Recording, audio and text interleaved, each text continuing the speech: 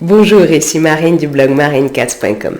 Le vide, utilisez-le à votre avantage et faites-lui de la place.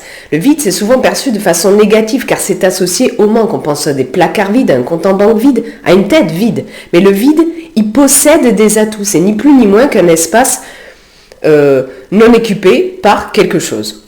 En fait, on a l'impression que tout espace doit être utilisé, comme les mètres carrés dans un logement, parce que sinon c'est du gaspillage. Mais ce n'est pas forcément gaspiller que de laisser du vide.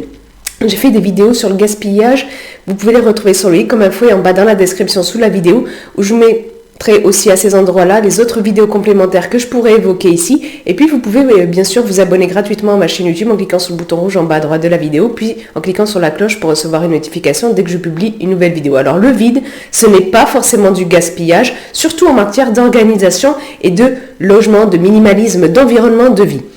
En fait, au niveau de l'organisation, si on ne laisse pas de vide dans l'agenda et qu'on remplit toutes les heures, toutes les minutes qu'on a potentiellement à disposition à fond, eh bien on ne tient pas compte des imprévus. Il y a les experts en matière d'organisation qui le disent. Il faut laisser des zones blanches, du vide, de la marge, de l'espace dans l'agenda pour justement pouvoir faire face à quelques imprévus et pour être le plus efficace possible. J'ai fait une vidéo sur comment télétravailler efficacement. Vous pouvez la retrouver. Et quand vous laissez du vide, vous laissez la place aux imprévus. Et par exemple, si vous vous dites telle tâche me prend 1 heure, normalement, eh bien, laissez-vous de la marge. Calez, bloquez dans votre agenda 1h10, bloquez environ 15% au moins de temps en plus que ce que la tâche vous demande. Le vide, la marge, ça dépend de plusieurs facteurs. Ça dépend notamment du type de tâche que vous avez à réaliser. Peut-être que pour certaines tâches, il vous faudra compter 5% de vide, de marge en plus. Et pour d'autres tâches, peut-être 20 ou 30%. Vous voyez ?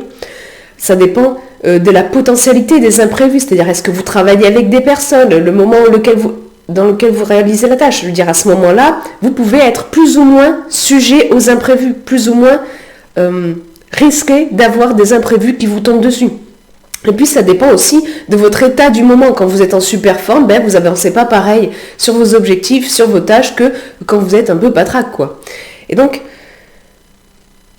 si vous êtes peut-être trop débordé, si vous dites non mais moi de toute façon je suis trop débordé pour faire de la place dans l'agenda, allez regarder des vidéos que j'ai fait sur comment être moins débordé. Du côté du minimalisme, du logement, de votre environnement de vie, le minimalisme en fait c'est faire de la place à ce qui est vraiment important pour vous et vous débarrasser du reste. J'ai fait des vidéos sur comment se débarrasser, notamment en vous aidant de la méthode CPB. Et du coup, ça implique, si vous voulez, de faire le vide en vous débarrassant de ce qui n'est pas essentiel, et de laisser tomber le médiocre aussi. Et j'ai fait des vidéos sur ces sujets-là, sur l'essentiel et laisser tomber le médiocre. Vous gagnez vraiment à faire du vide pour votre chez vous, qui est fait pour vous avant tout. Ça aussi, gardez-le en tête et j'ai fait une vidéo sur ce sujet spécifique. Faire le vide vous intéressera d'autant plus si vous êtes fan des intérieurs minimalistes. Peut-être que vous vous dites, ouais, j'adore ça, mais j'arrive pas à avoir le même rendu chez moi, même à m'en approcher un tout petit peu. Mais les intérieurs minimalistes, et plus largement ceux qui donnent le plus un sentiment de luxe, non ostentatoire, font de la place au vide. Parce que ça procure, le vide, un sentiment d'espace, de respiration.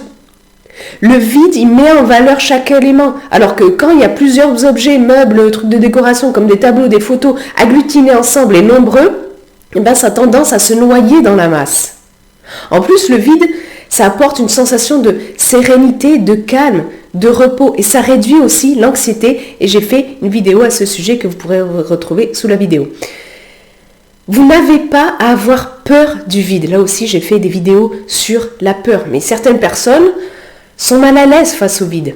Souvent, ça traduit des besoins non comblés, un besoin de compenser quelque chose. Et ça peut aussi être lié à une estime de soi trop faible.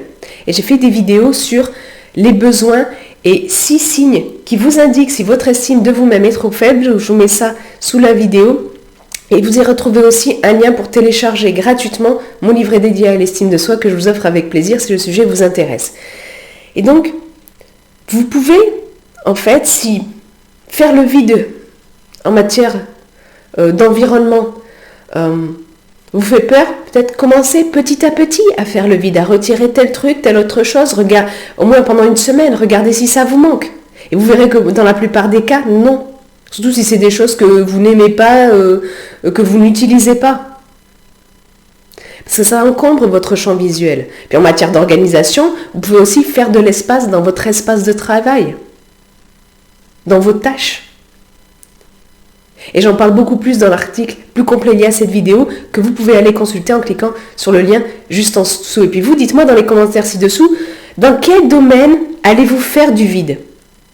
Où allez-vous mettre plus de place dans votre vie? Vous laissez de la marge, du vide, pour être plus serein, plus focus. Partagez ça dans les commentaires ci-dessous. Et puis si vous avez aimé cette vidéo, cliquez sur le pouce en l'air présent juste en bas à droite. Ça m'encourage, ça aide surtout à faire connaître cette vidéo à des gens que ça pourrait aider, peut-être des gens qui sont trop encombrés ou des gens qui sont hyper stressés et qui ont l'impression d'avoir trop de choses à faire et à s'occuper. Et puis, vous pouvez aussi, comme je vous l'ai dit au début, vous abonner gratuitement à ma chaîne YouTube en cliquant sur le bouton rouge en bas à droite de la vidéo, puis sur la cloche pour recevoir une notification dès que je publie une nouvelle vidéo. Sur ce, je vous souhaite une excellente journée. Soyez vous-même. Prenez soin de vous. À très vite.